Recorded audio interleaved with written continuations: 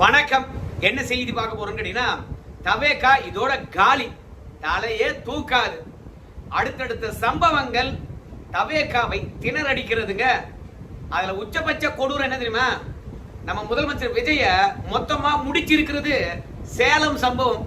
சேலம் சம்பவமானது இன்னொரு பொள்ளாச்சி, இன்னொரு அண்ணா பல்கலைக்கழக பாலியல் கொடுமை, இன்னொரு கோவை கூட்டு பாலியல் வன்புணர்வு என்பது போலவே இன்னைக்கு தமிழகம் முழுவதும் பேசப்படுகிறது. ஆனா தவேகா காரங்க என்ன முட்டு கொடுத்து கொண்டிருக்கிறாங்க தெரியுமா? ஆட்சி கட்டல் இருக்கின்ற போது ஆபத்தை அறிய மாட்டாங்க. அப்படிதான் திமுக காரன் அவங்க ஆட்சியில பெண்களுக்கு நடக்கக்கூடிய கொடுமைகள் தான் எடுத்து சொல்லுகின்ற போது பெரிய அலட்சியம். உண்மை நிலைய ஊடகம் பேசுறது கிடையாது, அப்படியே மறைச்சிடும். அதிகாரிகளாவது கொண்டு போய் சேர்ப்பாங்களா பார்த்தா, அதிகாரிகளை பொறுத்த வரைக்கும் ஆட்சி நடத்துவதே அதிகாரிகள் தான். தங்க மீது இருக்கக்கூடிய தவறுகளை ஆட்சியாளர்கிட்ட கொண்டு போய் சேர்ப்பாங்களா? அப்படி ஆட்சியாளர்கிட்ட கொண்டு போய் சேர்த்தாங்கன்னா, இவ்வளவு நாள் என்னையா பண்ணியிருந்த, உன்னதானே நான் உயர் அதிகாரியா போட்டேன், நீ தானே கண்காணித்திருக்கணும், இப்படி நடந்து போச்சுன்னு சொல்லி கை விரிக்கிற அப்படின்னு அதிகாரிகளுக்கே டோஸ் விழும் இல்லையா? அதனால திமுக ஆட்சியில பெண்களுக்கு எதிராக, விவசாயிகளுக்கு எதிராக, குழந்தைகளுக்கு எதிராக, மாணவர்களுக்கு எதிராக, மாணவிகளுக்கு எதிராக, நோயாளிகளுக்கு எதிராக கொடூரங்கள் அரங்கேறுகின்ற போது அப்படியே மறைத்து விட்டார்கள். மறைத்ததனுடைய விளைவு என்னாச்சு? இன்னைக்கு திமுக எழுந்து வருமா வராதா என்ற சந்தேகம் மட்டும்தான் திமுகவினருக்கு மத்தியில் இருக்குது. சோ திமுக காரங்க கட்சி எப்படியாவது காப்பாற்றணும், ஆட்சி கட்டலுக்கு வரணும் அப்படின்னு போராடி கொண்டிருக்காங்க பாரு. அதே நிலைமை தவேகாவுக்கு வரும். ஏன் தெரியுமா? திமுகவும் தவேகாவும் ஆட்சி கட்டல் இருக்கின்ற போது ஒரே மாதிரி தான் நடந்துக்கிறாங்க. அந்த ஒப்பிடல இந்த வீடியோவில் நான் உங்களுக்கு தரேன். ஆனா அதுக்கு முன்பாக இதுவரைக்கும் நம்ம சேனலை நீங்க சப்ஸ்கிரைப் பண்ணலையா அப்படின்னா சப்ஸ்கிரைப் பண்ணிக்கங்க, கொஞ்சம் சப்போர்ட் பண்ணுங்க.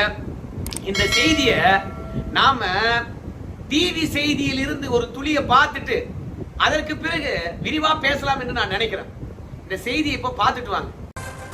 50க்கும் மேற்பட்ட பெண்களை வீடியோ எடுத்து மிரட்டி வருவதாக குற்றச்சாட்டு எழுந்திருக்கிறது. சேலத்தில் இந்த சம்பவம் நடைபெற்றதாக கூறப்படுகிறது.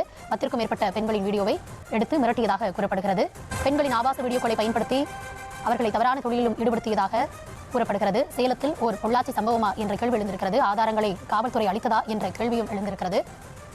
10 நாட்களுக்கு முன்னர் ஆதாரங்களோடு சேலம் காவல் ஆணையருக்கு புகார் மனு ஒரு பெண்ணால் அனுப்பப்பட்டிருக்கிறது. பாதிக்கப்பட்ட பெண்ணின் புகார் அடிப்படையில் நடவடிக்கை எடுக்க ஆணையிட்ட காவல் ஆணையர் விசாரணைக்காக சேலம் கொண்டாலம்பட்டி காவல் நிலையத்திற்கு அந்த மனு மாற்றப்பட்டதாகவும், கொண்டாலம்பட்டி காவல்துறையினர் முறையான நடவடிக்கை எடுக்கவில்லை எனவும் குற்றச்சாட்டு எழுந்திருக்கிறது. மணிகண்டன் மற்றும் அவருக்கு துணையாக இருந்தவர்கள் மீது நடவடிக்கை எடுக்கவும் வலியுறுத்தப்பட்டிருப்பதாக கூறப்படுகிறது. இது சேலத்துல நடந்தது. இதை பற்றியும் இதனுடைய பின்னணி பற்றியும் கொஞ்சம் விரிவா பேசலாம்.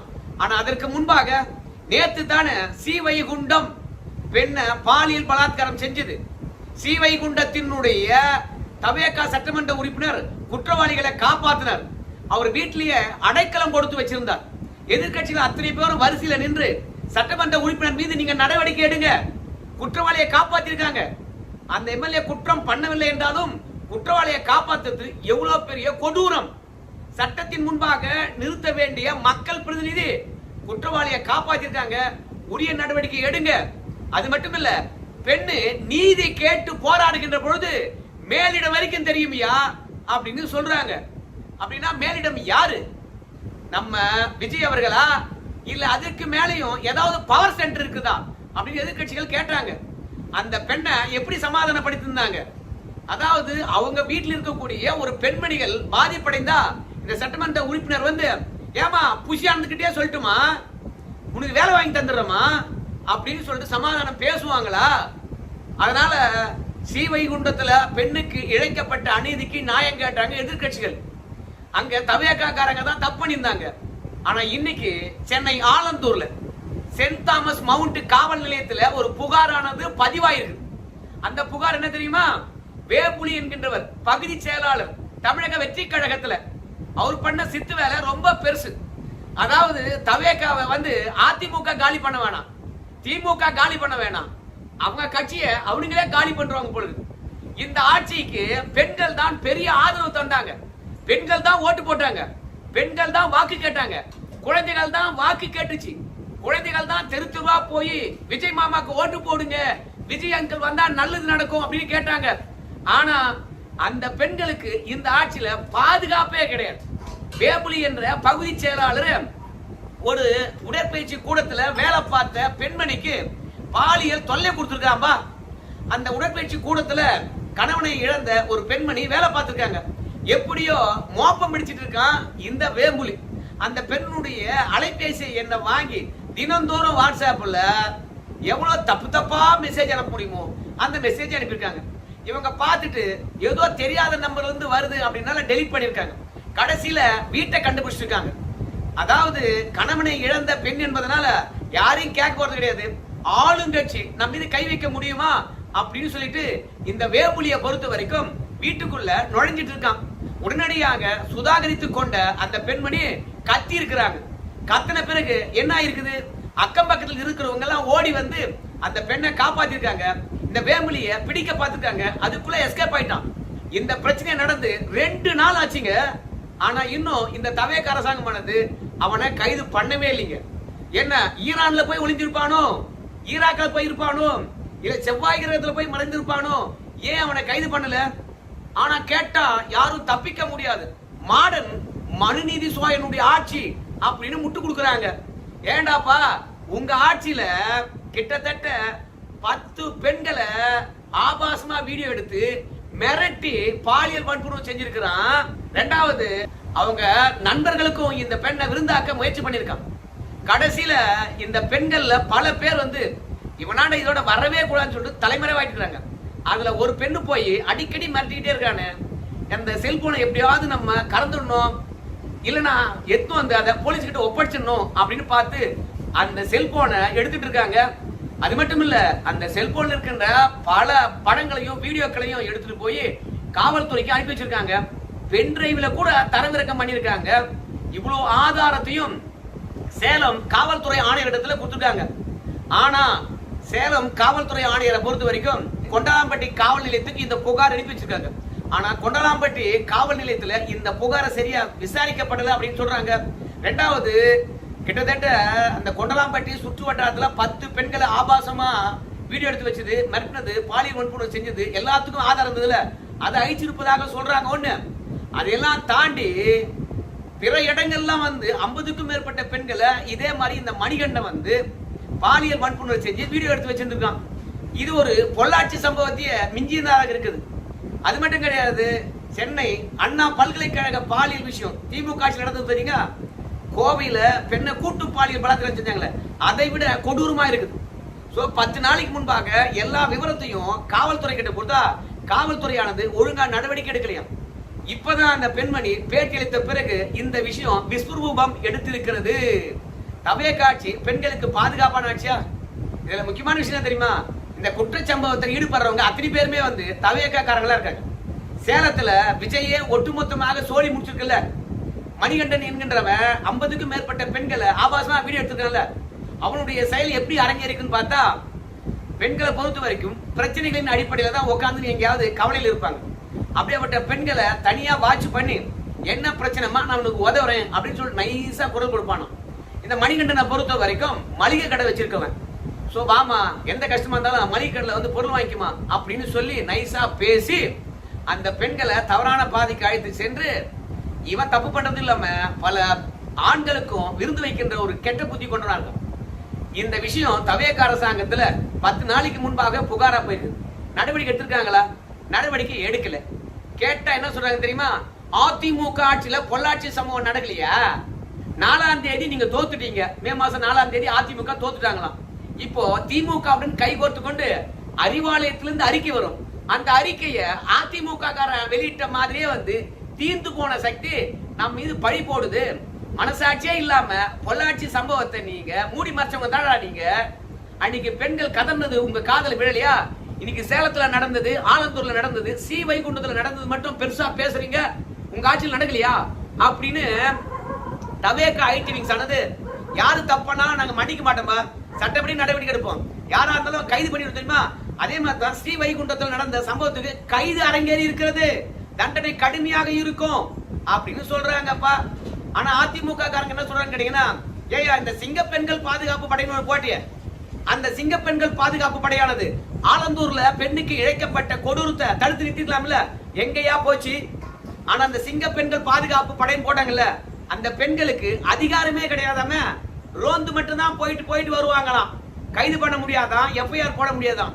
இந்த இந்த டம்மி சிங்க பெண்கள் பாதுகாப்பு படை என்னத்துக்கு தமிழ்நாட்டுல இந்த மாதிரி அந்த சிங்க பெண்கள் பாதுகாப்பு படையை பொறுத்த வரைக்கும் எஃப்ஐஆர் போட முடியாது, கைது பண்ண முடியாதுன்னு தெரிஞ்சுட்டா துணிச்சலா தப்பு பண்ணுவானையா? அப்புறம் அந்த பெண்களையே அடிப்பானுங்களையா? என்னையா நீங்க சிங்க பெண்கள் பாதுகாப்பு படை போட்டு வச்சுக்கிற? ஏற்கனவே அதிமுக ஆட்சியில பெட்ரோல் வண்டி கொடுத்தாங்க பெண்களுக்கு. அதை இப்ப கொஞ்சம் மாடர்னைஸ் பண்ணிட்டு நீங்க சிங்க பெண்கள் பாதுகாப்பு படை என்று ஸ்டிக்கர் ஒட்டிட்டு பெண்களுக்கு பாதுகாப்பே இல்லையா அப்படின்னு சொல்லிட்டு சேலத்தை விஷயத்தை பயங்கரமா கொண்டு செல்கின்றார்கள் எதிர்கட்சிகள். அதே மாதிரி உதயநிதி ஸ்டாலின் கேட்டிருக்காரு. ஆனா உதயநிதி ஸ்டாலினை பொறுத்த வரைக்கும் நீ யார் அந்த சார் என்ற விஷயத்தை முதல்ல சொல்லு. நீ உண்மையே பேசாத ஒளர நிதி. நம்ம உதயநிதிக்கு பேரு ஒளர்ற நிதியாம். உப்புக்கு கூட உண்மையை பேசாதவன் நீ. உங்க ஆட்சியில எவ்வளவு நடந்தது தெரியுமா அப்படின்னு சொல்லிட்டு பட்டியலிட்டு இருக்காங்க தவேகாக்காரங்க. சரியா? நீங்க திமுகவும் இல்ல அதிமுகவும் இல்ல, முற்றிலும் தூய சக்தி மாற்று சக்தி நீங்க. ஆனா அதிமுக ஆட்சியில் நடந்த மாதிரி தான் எங்க ஆட்சியில் நடக்குது, நாங்க நடவடிக்கை எடுத்துட்டோம் அப்படின்னு சொல்ற. சரி, மாடர்ன் மனுநீதி சோழன் ஆட்சின்னு சொல்றீங்களா உங்க விஜய் ஆட்சி? எத்தனை பேரு பாலியல் வன்புணர்வுல ஈடுபட்டிருக்காங்க உங்க கட்சிக்காரன். அவனுக்கு என்ன தண்டனை கொடுத்துருக்கீங்க? அந்த தண்டனை பத்தி சொல்லு. இல்ல உங்க எம்எல்ஏ வந்து குற்றவாளியை காப்பாத்திருக்கின்றாரு, பதவியை பிடிக்கிட்டீங்களா? நீங்களா தூய ஆட்சி? அது மட்டும் இல்ல, கர்நாடகாவுக்கு மூகாம்பை கோயிலுக்கு போயிருக்காரு நம்ம முதலமைச்சர். காவேரியில தண்ணி விட மாட்டான். 19 டிஎம்சி தண்ணியானது நம்மளுக்கு வந்திருக்கணும் இந்த கோடை காலத்துல, வரல. அதை கேட்டு பெற்றுட்டு வர சொல்லி பார்க்கலாம். ஏன்னா ஜூலை 12ஆம் தேதி, கொஞ்சம் தப்பா சொல்லிட்டேன், ஜூன் 12ஆம் தேதி மேட்டூர் அணை திறந்திருக்க வேண்டும். பயிர்கள்லாம் காயுது, முன்போக சாகுபடியானது நாசமாகுது, ஆனா தண்ணி தரகல. ஆனா இப்போ இந்த தவேக அரசாங்கமானது வழக்கம் போல இந்த தண்ணி தரகல இல்லையா, அதனால நிவாரண தொகை வழங்கல. குறுவை சாகுபடிக்கான ஊக்கத்தொகை 134 கோடி எனவோ அறிவிச்சிருக்கின்றார்கள்.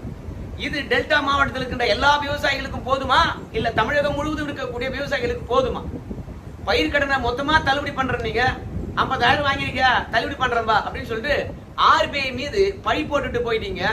சோபா மாடல் ஆட்சியானது மொத்தமா சரி வாக்குறுதி ஒண்ணு கொடுக்கும், அப்புறம் அது செய்யறது ஒண்ணு. அதனால விவசாயிகள் நம்பிக்கை இழந்து விட்டார்கள். மேட்டூர் அணை திறக்கப்படல. கொடுத்த குறுவை சாகுபடிக்கான தொகுப்பு அது எல்லாருக்கும் போய் சேராது, ரொம்ப கம்மியான தொகை. அதாவது தண்ணி இல்லாம பயிர் காய்ந்தது. அந்த காய்ந்த பயிர்களுக்கு இழப்பீடு கொடுத்தா நல்லா இருக்கும் அப்படின்னு விவசாயிகள் கேட்கிறாங்க. அதே மாதிரிதான் கடந்த காலங்களில் ஸ்டாலின் அவர்கள் வந்து கர்நாடகாவுக்கு போவாரு, டெல்லிக்கு போவார். ஆனா காங்கிரசுடன் வந்து கூட்டணி மட்டும்தான் பேசுவார். ஆனா கர்நாடகா விஷயத்தை பத்தி பேச மாட்டார். இப்ப விஜய் அவர்கள் வந்து கர்நாடகாவுக்கு போயிருக்காராம், தண்ணியை திறந்து விட சொல்லுங்க பார்க்கலாம். அப்படி கேட்டாங்கன்னு வச்சுங்களேன், ஆட்சியை கழிச்சுடுவாங்கப்பா. காங்கிரஸ் உடைய தயவுல தான் தமிழக வெற்றி கழகத்துடைய ஆட்சி நடக்குதுப்பா அப்படின்னு திமுக காரங்க கிண்டல் பண்ணிட்டு இருக்கிறாங்க. சோ விஜயை பொறுத்த வரைக்கும் எதுக்குமே ஆகாதவர்ப்பா அப்படின்னு சொல்லியிருக்காங்க.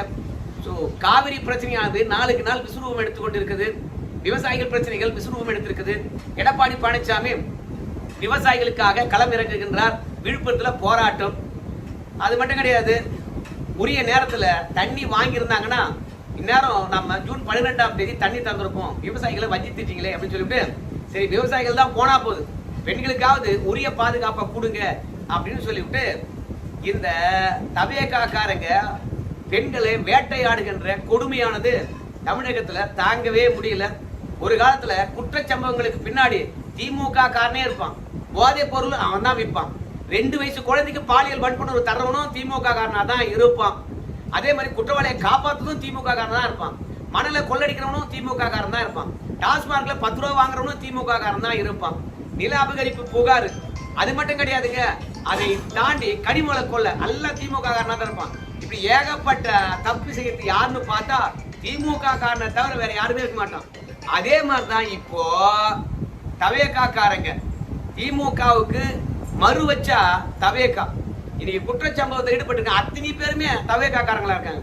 அதனால திமுக என்ன நிலைமையில இன்னைக்கு இருக்குதோ அதே நிலைமை தான் வந்து தவேகாக்கு ஏற்பட போதுங்க. ஒரு துஞ்சு கொஞ்சம் பார்த்துருப்போம்.